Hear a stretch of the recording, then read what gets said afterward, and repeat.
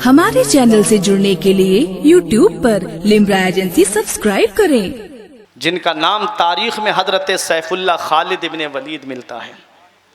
सैफुल्लाह खालिद इब्ने वलीद से कहा आप भी कोई मशवरा दें, तो सैफुल्लाह खालिद इब्ने वलीद ने कहा हुजूर मेरा मशवरा ये है कि 3000 फौज भी इनके लिए ज़्यादा रहेगी। कहा फिर? कहा मेरा मशवरा ये है कि इन 60,000 के लिए 60 मुसलमान काफ़ी रहेंगे, सिर्फ 60 मुसलमान। कहा 60 मुनासिब रहेंगे? कहा हाँ। अरे मैंने ये 60 मुसलमान आपका लिहाज करते हुए बताए हैं, वरना मेरा इरादा तो ये है कि आप तनहा मुझे इजाज़त दे दें और मैं अकेला तलवार लेकर के जाता हूं और इन 60,000 को धूल चटा करके आता हूं और दुनिया वालों को दिखा दूंगा कि कुफ्र की हजारों बकरियों के लिए मदीने वाले मुस्तफा का एक शेर काफी हुआ करता है। कहा ठीक है ले जाइए 60 मुसलमान। अल मुख्तसर ये 60 मुसलमान आए मैदान में। जबला कहता है ये इतने से लोग क्या करने आ रहे हैं? तो किसी ने कहा माफी मांगने आ रहे होंगे। अल्लाह अकबर। जब इतना कहा तो जबला ने पूछा किस लिए आए हो? कहा हम तुझसे मुकाबला करने के लिए आए हैं। कहा 60 सिर्फ 60 लोग मुकाबला करने 60,000 से आए हो? कहा हाँ। कहा 60 लोग आए हो? कहा हाँ। कहा कौन है तुम्हारे इस जमात का लश्कर का सिपह सालार? कहा हजरत सैफुल्लाह खालिद इब्ने वलीद ने मैं हूँ। जब सैफुल्लाह खालिद इब्ने वलीद का चेहरा देखा कांप गया। कहता मैं तुम्हें पहचानता हूँ, तुम खालिद इब्ने वलीद लग रहे हो। कहा हाँ मेरा ही नाम खालिद इब्ने वलीद है। कहता है तुम तो बहुत बड़े अक्लमंद हो, लेकिन आज कैसे 60 लोग लेकर के आ गए 60,000 के मुकाबले में? कहा वो तो वक्त बताएगा जब जंग शुरू होती है। इधर हजरत सैफुल्लाह खालिद इब्ने वलीद के 60 सिपाह 60 जानिसार जब 60,000 की फौज में घुसे तो ऐसा कत्लेआम होने लगा। तारीख बताती है, तारीख हमें यह दर्श देती है, तारीख हमें यह सबक देती है कि वो 60 मुसलमान उन लोगों को धूल चटा रहे थे। इधर हजरत अबू उबैदा इब्ने जर्राह दुआ कर रहे थे नबी की बारगाह में, या रसूल अल्लाह ए मदीने वाले मुस्तफ़ा मैंने 60 मुसलमानों को आपकी रहमत के सहारे भेज दिया है। या रसूल अल्लाह मैंने आपकी रहमत के सहारे भेजा है। ए मेरे मदीने वाले मुस्तफ़ा करम फरमाइए, आका मदद कर दीजिए। फरियाद उम्मती जो करे हाल जार में, मुमकिन नहीं कि खैरुल बशर को खबर न हो। अल्लाह अकबर। धूल उड़ रही थी। जब अल्लाह अकबर की आवाज आती मुसलमान समझ जाते कि हाँ अभी मुसलमान जिंदा है। अरे जब धूल छटती है तो तारीख ने वो मंजर भी देखा कि 60 मुसलमानों ने 60,000 को धूल चटा दी और जबला अपनी फौज लेकर के भाग रहा था और पीछे पीछे मुसलमान 60 मुसलमान उसका पीछा कर रहे थे। अब यही रुक जाओ आदमपुर वालों और सुनो, जब जंगे यरमूक में 60 मुसलमान 60,000 को धूल चटा सकते हैं तो मैदान करबला में तो फिर भी 72 थे। अगर वो 72 चाह लेते तो वो 22,000 क्या थे उनके सामने? इस रात से वाकिफ हैं जमाने वाले, जिंदा है मोहम्मद के घराने वाले, मिट गए मिटते हैं मिट जाएंगे आखिर हुसैन तेरा नाम मिटाने वाले।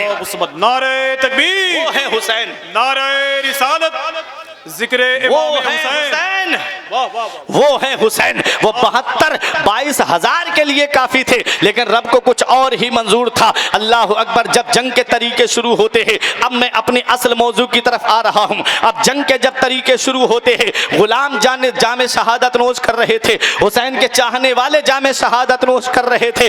वहीं करबला से थोड़ी दूरी पर एक जगह थी जिसको बनु कल्ब कबीला कहा जाता था। वहां पर एक औरत जिसकी शादी हुई, बड़ी हसीन और जमील औरत थी।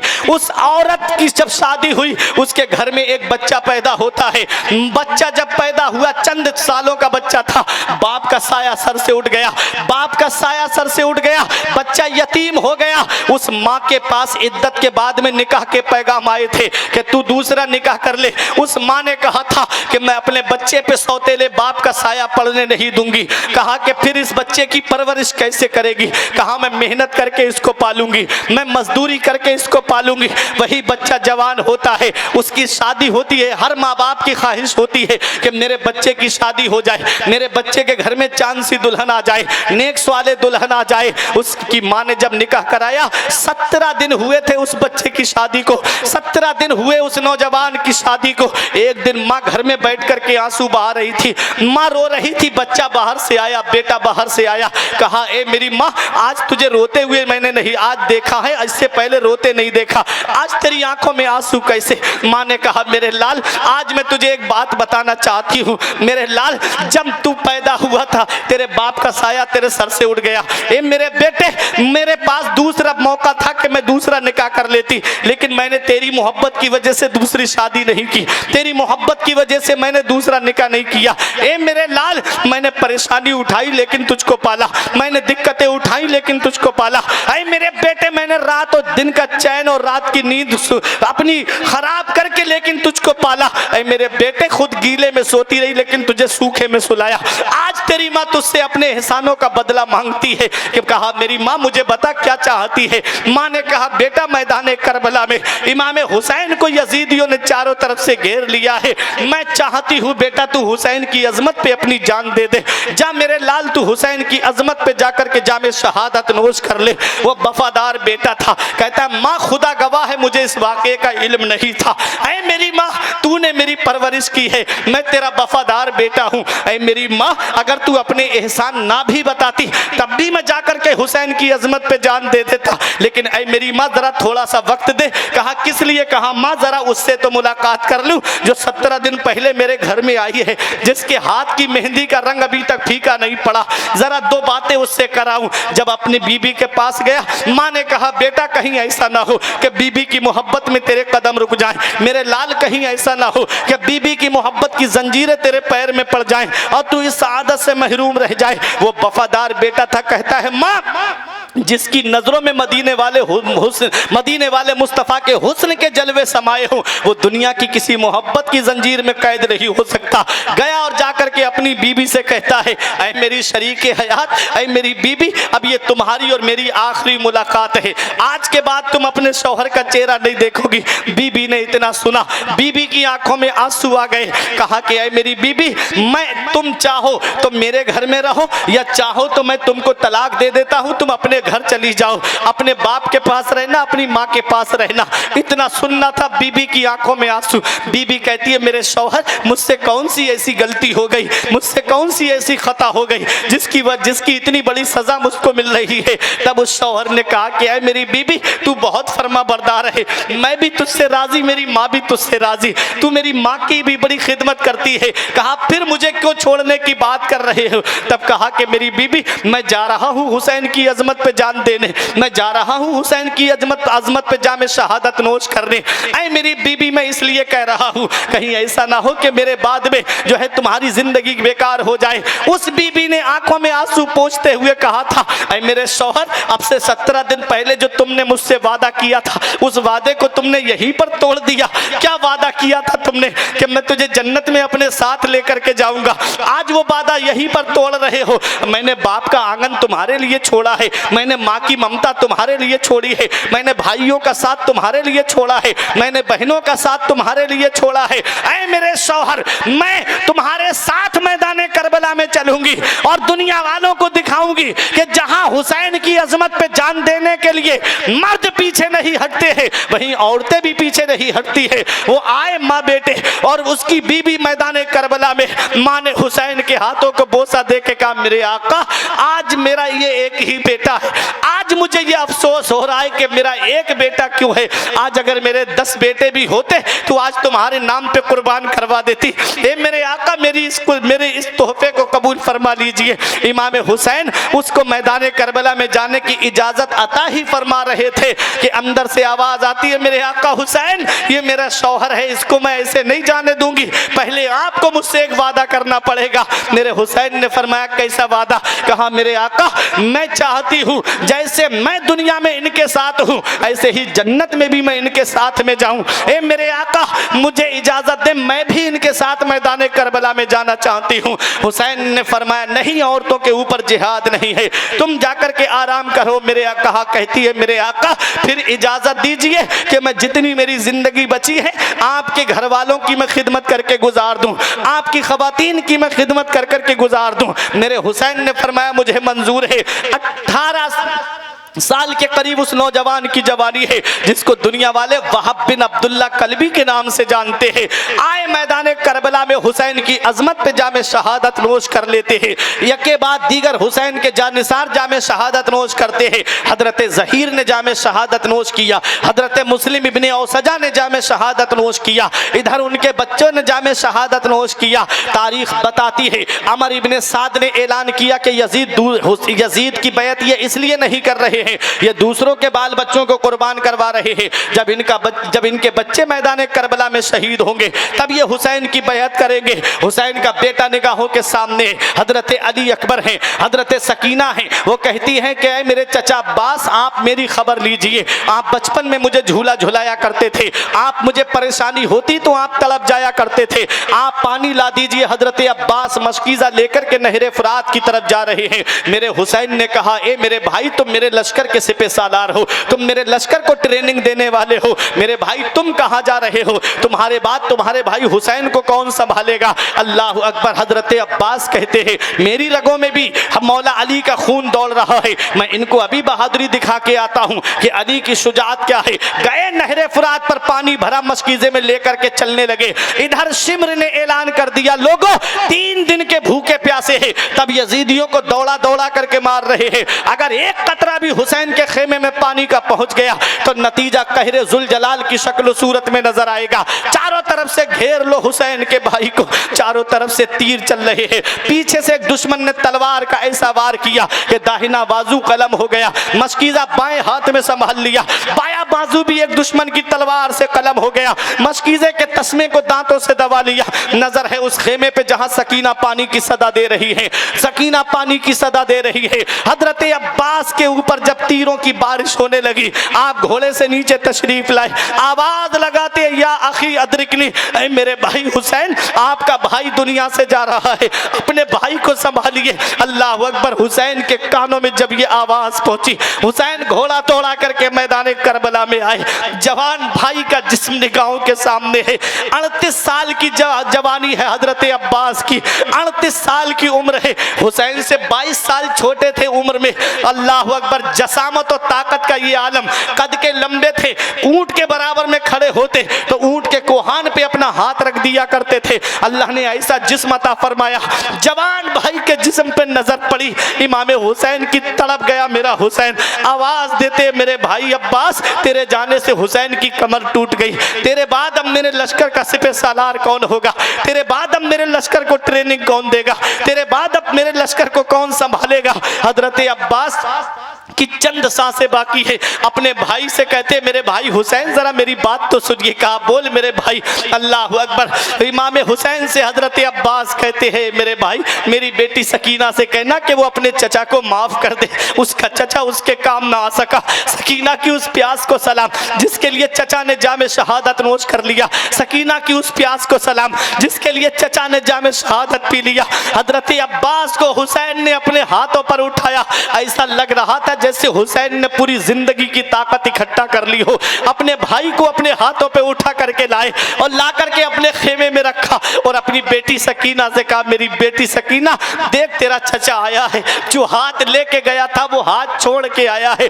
ऐ मेरी बेटी सकीना, तेरे चचा ने ये हाथ यजीद के हाथ में नहीं छोड़े हैं बल्कि शहादत के हाथ में छोड़े हैं। सकीना की छोटी सी उम्र है, हजरत अब्बास के सरहाने आकर के बैठी, थोड़ी देर सर हिलाया, उसके बाद कहती हैं, चचा इतना नाराज हो गए आप, चचा इतना रूठ गए आप अपनी भतीजी से, चचा इतना खफा हो गए आप अपनी भतीजी से। ऐ मेरे चचा, एक बार कह दो कि तेरा चचा तुझसे रूठ कर नहीं गया है, ताकि प्यासी भतीजी की रूह को करार आ जाए। सकीना बार बार कह रही थी, चचा जान पलट आओ, तुम्हें मेरी कसम, फिर ना मांगेगी कभी बाली सकीना पानी। हुसैन ने अपनी बच्ची को सब्र और रजा के गहवारे में पहुंचा दिया। अल्लाह अकबर। ये करबला का मैदान है। आज हमारे घर में एक मैयत हो जाए जाए पूरे घर के होश उड़ जाते हैं। अगर किसी का बेटा दुनिया से चला जाए बाप के होश उड़ जाते हैं, माँ बेहोश हो जाती है, भाइयों के होश उड़ जाते हैं। मगर वाह मेरे हुसैन तेरे सब्र को सलाम, वाह मेरे हुसैन तेरे इस्तिकलाल को सलाम, वाह मेरे हुसैन तेरे इस्तेहकाम को सलाम।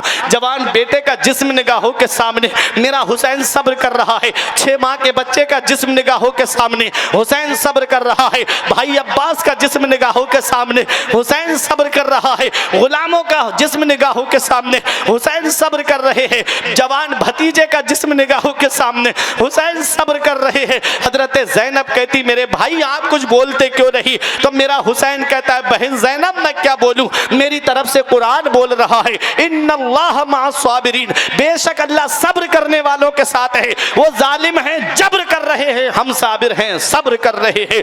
मेरा हुसैन सब्र का मुजाहिरा कर रहा है। 71 लोगों ने जामे शहादत नोश कर लिया।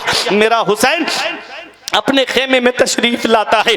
अपनी बहन ज़ैनब को देखा, हुसैन की बहन कुरान की तिलावत कर रही है। हजरत ज़ैनब ऐसे आलम में भी कुरान पढ़ रही है। अल्लाह अकबर, हजरत ज़ैनब कुरान की तिलावत कर रही है। अल्लाह अकबर। नबी ने फरमाया था कि कुरान और अहले बैत कभी अलग नहीं होंगे, इनका रास्ता कभी अलग नहीं होगा, ये हमेशा साथ रहेंगे। हजरत ज़ैनब करबला के मैदान में कुरान पढ़ रही है। वो मेरी माँ और बहनें सोचे जो टीवी की सीरियल की किस्त नहीं छोड़ती और नबी का लाया हुआ कुरान, नबी का लाया हुआ कुरान उसकी तिलावत को छोड़ देती है, नमाजें पढ़ना छोड़ देती है, लेकिन टीवी के ऊपर नाटक और सीरियल की एक किस्त नहीं छोड़ती। वो क्या जवाब देंगी कयामत में हजरत ज़ैनब को? वो कौन सा जवाब देंगी हजरत फातिमा ज़हरा को? वो क्या जवाब देंगी हजरत सकीना को? अल्लाह अकबर। हजरत ज़ैनब कुरान पढ़ रही है। इमाम हुसैन ने कहा बहन ज़ैनब अब इजाजत दो, तेरा भाई मैदान करबला में जाना चाहता है। इतना सुनना था, बहनों को भाई से एक अलग मोहब्बत होती है। हजरत ज़ैनब की आंखों से आंसू निकले।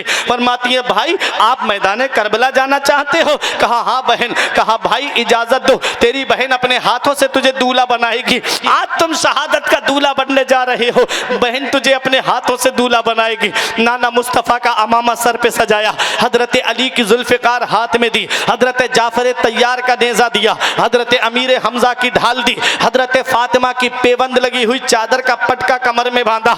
अब मेरा हुसैन शहादत का दूल्हा बना है। हुसैन अपनी बहन ज़ैनब से कहते ऐ मेरी बहन ज़ैनब, तूने मदीने से लेके मक्के तक, मक्के से लेके करबला के रेगिस्तान तक हुसैन का साथ दिया है, हर मकाम पे साबिरा और शाकिरा रही है। आज तेरा भाई तुझे एक वसीयत करके जा रहा है, जब हुसैन के जिस्म पे तलवारें लगते देखे तो सब्र करना, जब हुसैन के जिस्म पे नेज़े लगते देखे तो सब्र करना, जब हुसैन के जिस्म पे बर्छी लगते देखे तो सब्र करना, जब हुसैन के जिस्म पे भाला लगते देखे तो सब्र करना। हुसैन सब्र की तलकीन फरमाते हैं। अपनी बीबी शहरबानो को देखा, हुसैन तड़प गए। ऐ मेरी बीबी शहरबानो, तू ईरान के बादशाह की बेटी, तू नरम नरम गद्दों पे सोने वाली, तू सोने और चांदी की प्लेटों में खाना खाने वाली, जब से हुसैन के निकाह में आई तुझे कई कई दिन के फाके करना पड़े।